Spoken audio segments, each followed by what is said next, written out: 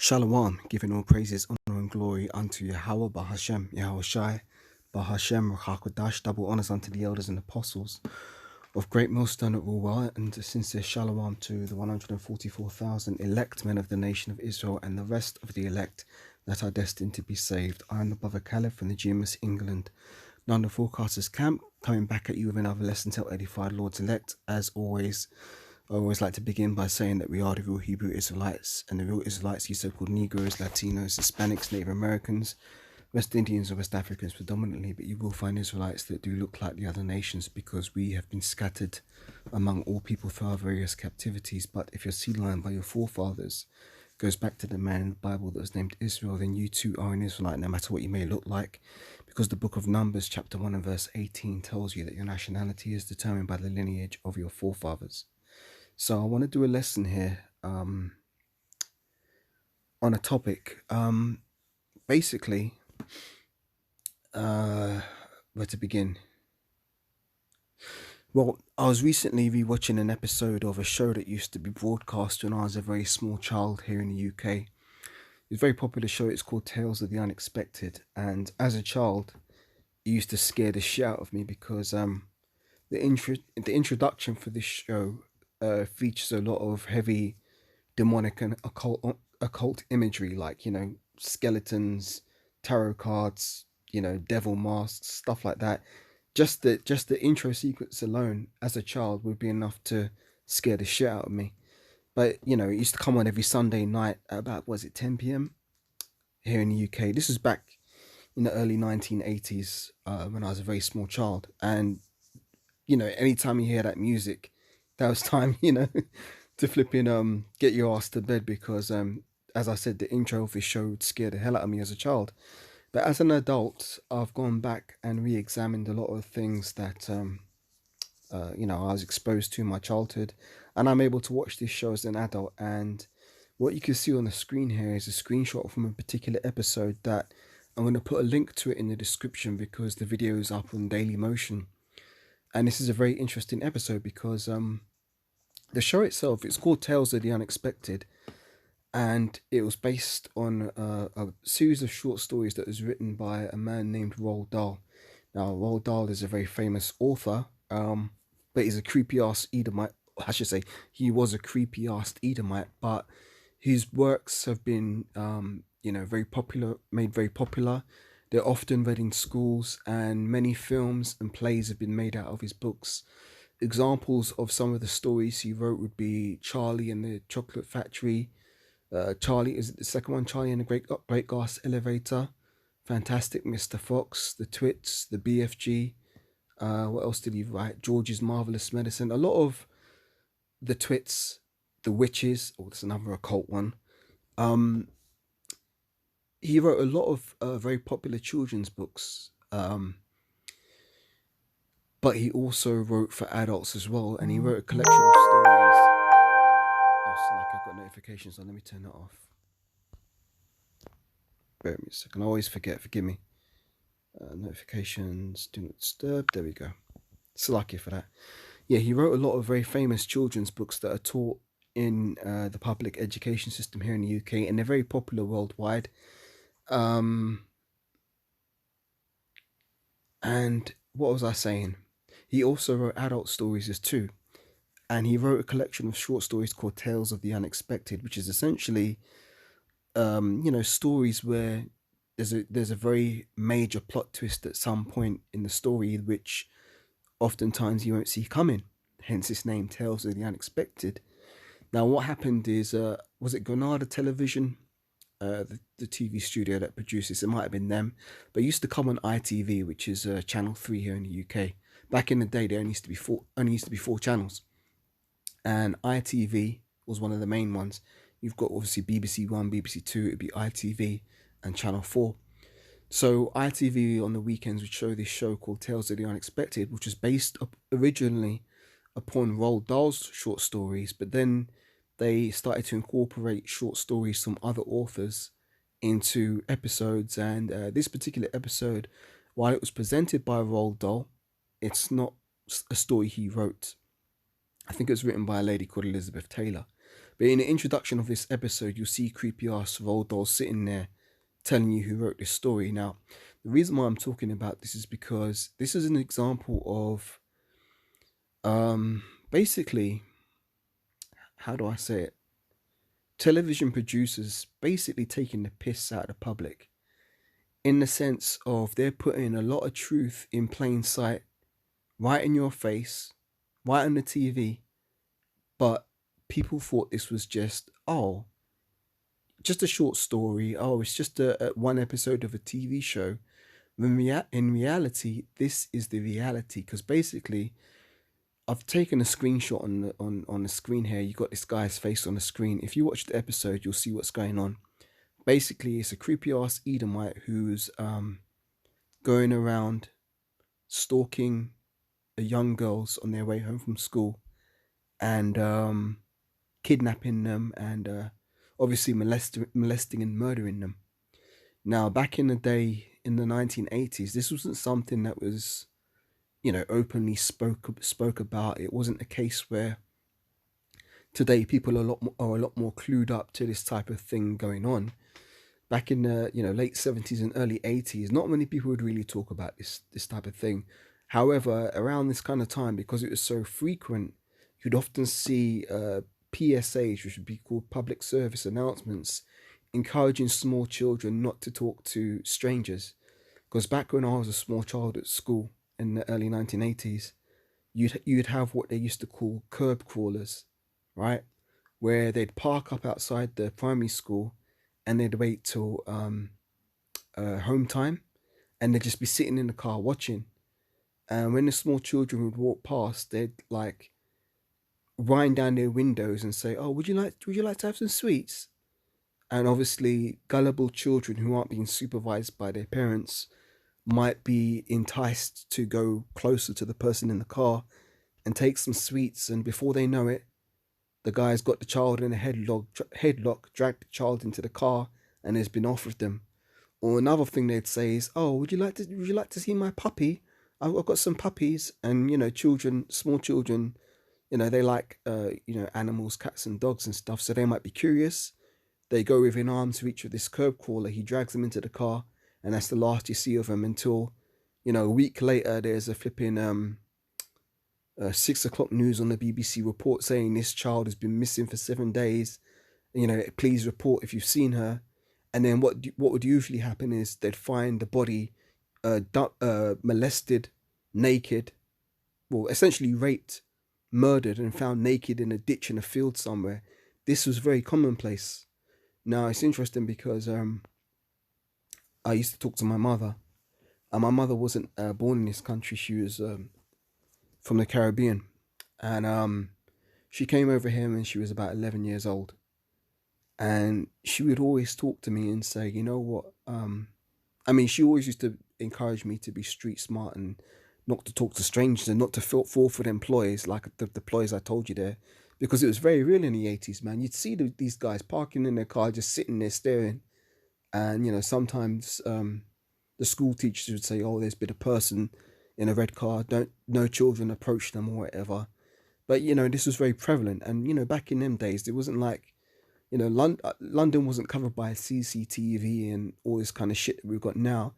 Even though it's not really a deterrent because these things still happen. But basically, man... in the 1980s, there was no internet. Very few people had mobile phones.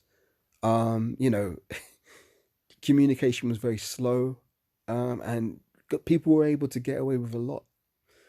Now, going back to my mother, she came over to this country when she was about 11 years old, and she'd always talk to me about how different things were. She was from Jamaica. I'm from Jamaica, family-wise. And she'd say how different things were for her when she was back in her home country, because she'd say, people used to keep an eye on everybody. Like, you'd walk down the road and people could tell you, "Oh, you're such and such's daughter, and I know your grandmother, and I know your great grandmother." There's more of a close-knit community. Whereas here in the UK, what you've got is a lot of people basically lumped in together, people from different nations, all forced into a very condensed living space. And naturally, people aren't look, the Most High didn't design the nations to be together like that. So when you've got this forced socialization, the people don't really gel because they're not really of the same nation. So you might be sitting and the next door to you there's a bunch of Elamites, and on the opposite side of your house you've got Ishmaelites, and across the road you got Hamites, and then further down the road you got Edomites. All these different people with all their different belief systems and all their different cultures. It doesn't the Most High didn't make it for people to mesh. So basically what my mum was saying is that from the minute she got to this country when she was about 11, she says every summer, without fail, there'd always be some child that went missing and got abducted, and then there'd be a manhunt, and then a few weeks later they'd find this person in a ditch, murdered.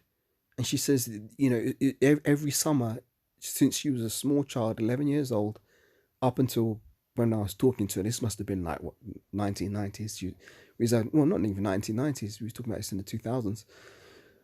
She said every summer it was the same thing. Some schoolgirl would go missing, or some schoolboy they'd go missing, and eventually they'd be found in a ditch dead somewhere. And she said it was never like that in back in Jamaica. She says she used to say, like, it's not like back there they would leave their doors unlocked and stuff. It was a closer community. Here, if you let your child, like if your child come in from school and they want to go out and play and ride their bike for half an hour, you got to be watching them, man. You got to be watching them, make sure they're not going too far, and then make sure by a certain time they're in the house and the doors are locked, because you got some fucking creepy ass weirdos over here in this country and all around the world, but primarily where these Edomites are situated. Now, she didn't know the truth back then. It was just conversation we were having, but the implication was that these Edomites are kind of weird, although we didn't really call them Edomites. It's just these white people, they're kind of off, man. They've got, they kidnap children, and they murder children, they molest children. That's basically Esau's nature. Obviously now I'm older and I'm in the truth. I understand the full nature of this devil, and everything clicks into place once you understand who Esau is, because this is his nature. He gets off on doing all the odious works of witchcraft and wickedness, and he was a murderer from the beginning. So these Edomites get off on that shit. So coming back to this show, so like it's a bit of a long-winded explanation, but coming back to this show, this episode here is a very good episode. I highly recommend brothers watch it. And in fact, before I go any further, maybe you want to stop the video, go and watch this episode. It's only about 23 minutes, 25 minutes long, and then come back and watch the rest of this video, because I don't want to do spoilers, but basically the whole point of me doing this lesson is because this episode must have been aired in late 70s, early 80s. Basically, it was a case of Esau putting the truth in plain sight. And sometimes there's a saying in the world, the truth is stranger than fiction. So when people saw this back in the late 70s, early 80s, they must have just thought, oh, well, it's only a TV show, and shudder and turn off the TV and go back to regular life. But the reality is, this happens much more commonplace than people would like to admit. I mean, just look at the whole Jimmy Savile scandal.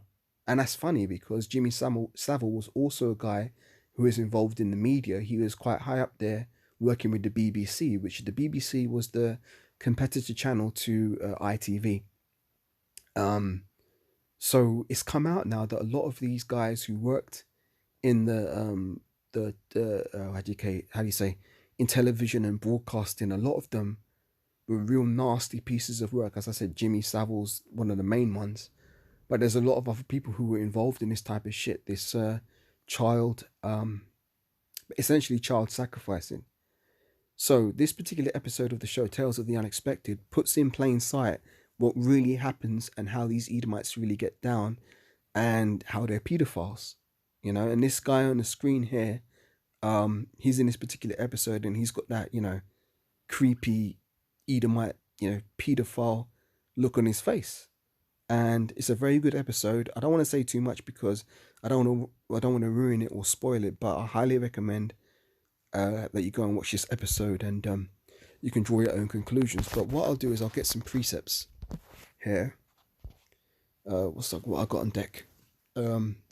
Because this devil's being exposed, and the funny thing is that this also ties into a precept, because this is a case of Esau causing his own tongue to fall upon himself by making these TV shows and putting in plain sight how they actually get down. At the time they're kind of doing it and, laughing in people's faces, because most people didn't recognize what they were actually seeing. But lo and behold, fast forward 20 years to 2022, well, more than 20 years, 30 years actually maybe closer to 40, because this came out about like early 80s. Fast forward to 2022, and there's been a lot of scandals, and there's been a lot of exposure of how these Edomites get down. Back in the 1990s, there was a big case of this guy. I believe he was called Fred West, and he used to, kidnap children and murder them, and he was getting away with it for years. And it was a big thing in the 90s when it came out. Maybe I'll do a video going into that if the Lord has the Spirit on me. But this type of shit happens a lot more than people feel comfortable to admit, and at the end of the day, you got to get your ass and you got to get your head into reality and out of the clouds. But a lot of people like to live in the clouds and live in a fantasy and think that, oh, well, when I turn off the television, that's the end of it. The world really isn't that bad. Well, guess what? The world is a lot worse. The reality is a lot worse, and we can't be scared to acknowledge the reality, because we're not supposed to be ignorant of anything in any matter. We're not supposed to be ignorant of anything in a great matter or in a small. So as prophets, we're supposed to call out the evil. So let me get some precepts. This is Wisdom of Solomon, the 12th chapter, starting at about verse 4. Where are we? Wisdom of Solomon. There we go. 12th chapter, starting at about verse 4. We're not supposed to be like these other nations. The Most High gave us Israelites laws, statutes, and commandments for us to adhere to. And that was supposed to be our wisdom in the sight of the nations. Because really, Israel is supposed to be the preeminent nation on the face of the earth. And all the other nations are supposed to be following after our ways, because the law was only given unto us Israelites, and that was the whole purpose of it. So it says, Wisdom of Solomon, chapter 12, starting at verse 4. No, let's start early up.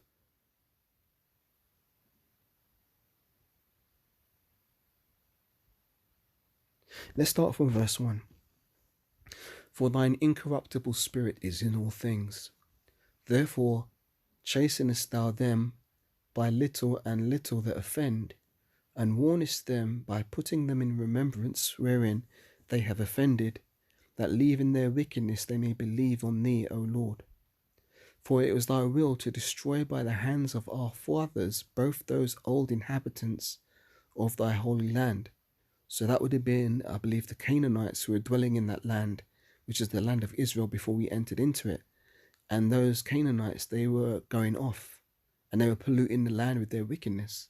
And the Most High told us that, look, man, when we enter into the promised land, we're supposed to keep the law, statutes, and commandments and not follow after the ways of these other wicked nations. It's because of their wickedness, they were spewed out of the land. And if we were to follow in their footsteps, we too would be spewed out of that land, which is what essentially happened to us. So this was I believe the word I'm looking for is an admonition against doing these things. So verse 3, for it was thy will to destroy by the hands of our fathers both those old inhabitants of thy holy land, whom thou hatedest, for doing the most odious works of witchcrafts and wicked sacrifices, and also those merciless murderers of children, and devourers of man's flesh, and the feasts of blood, with their priests out of the midst of their idolatrous crew, and the parents that killed with their own hands souls destitute of help, that the land which thou esteemest above all other might receive a worthy colony of God's children. So let's read that again, because this is all the things that Esau does.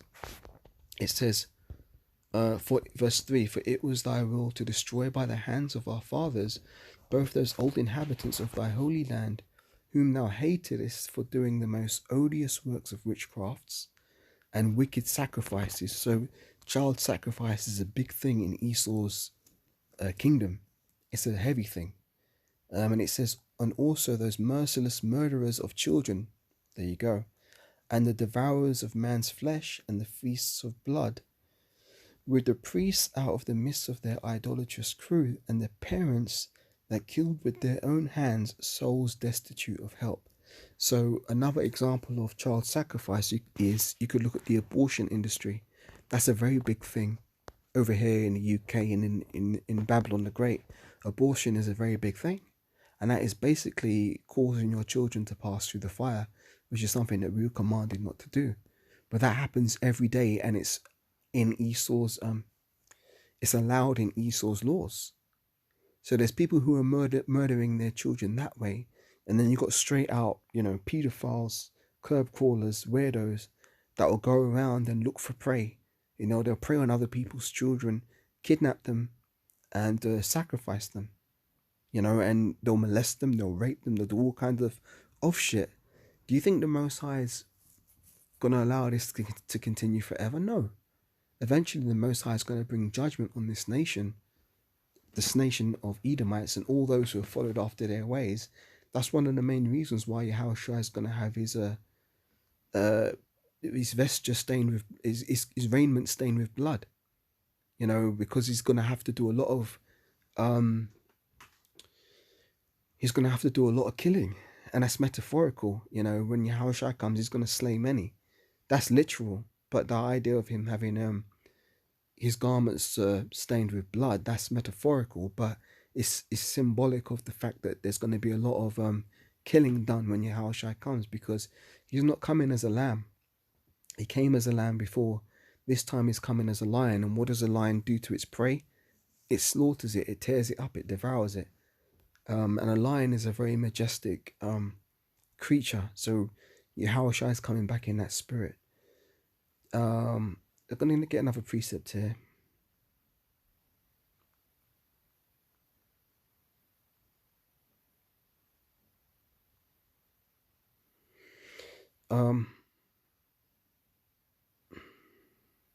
This is Psalm 64 and verse 8.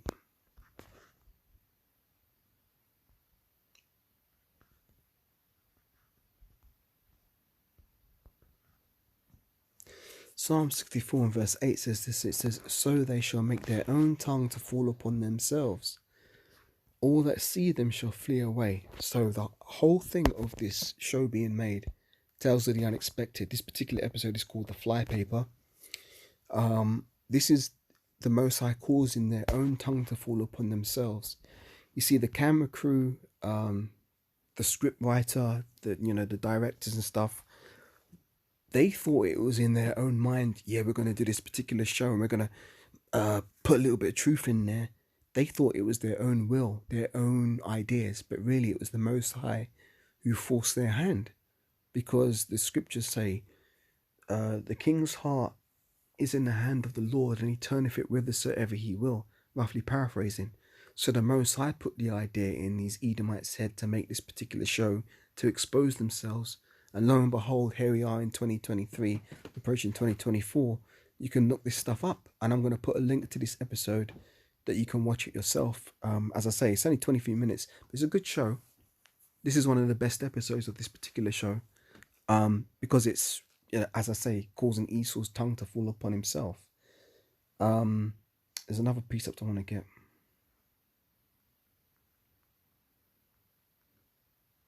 Because these Edomites love to shed blood. This is Ezekiel 35, about verse 6, I believe. Let's get it. Ezekiel 35.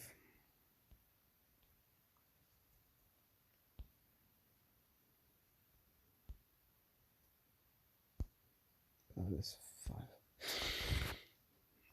Oh, there we go.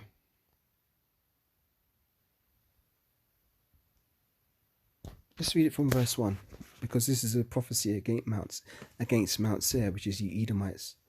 Ezekiel 35 from verse 1. Moreover, the word of Yahweh came unto me, saying, Son of man, set thy face against Mount Seir, and prophesy against it, and say unto it, Thus saith the Lord God, Behold, O Mount Seir, I am against thee. So the Most High is against the Edomites. And I will stretch out mine hand against thee, who is the right hand of the Most High Yahushai, and I will make thee most desolate. I will lay thy cities waste, and thou shalt be desolate, and thou shalt know that I am Yahweh. Because, here's the reason why, thou hast had a perpetual hatred, and hast shed the blood of the children of Israel by the force of the sword, and in the time of their calamity, in the time that their iniquity had an end.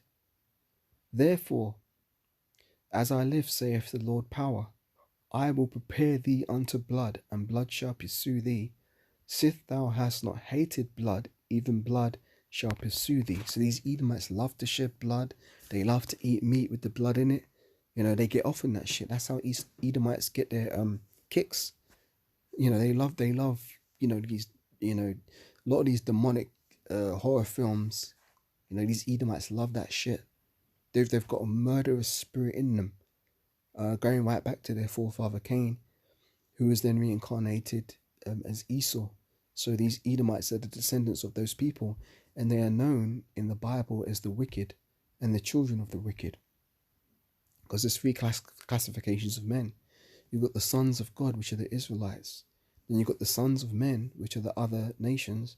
Then you've got the sons of the wicked, which are the Edomites. They are known as the wicked, Malachi 1 verse 4.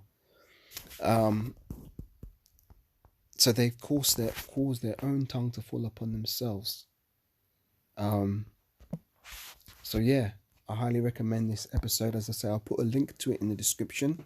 It's a worthwhile watch because, again, it's pretty much a case of truth in plain sight, and the Most High calls them to do this. So, you know, Esau's all the shit he's done in the dark is coming to light, and his rulership is almost at an end. So, Lord willing, that was an edifying little lesson. Giving all praises, honor, and glory unto Yahweh, Bahashem, Yahushai, Bahashem, Rakakodash. Double honors unto the elders and apostles of great millstone all well. Shalom once again unto the 144,000 elect men of the nation of Israel. And I'll catch you again on the next lesson, Lord willing. Shalom for now.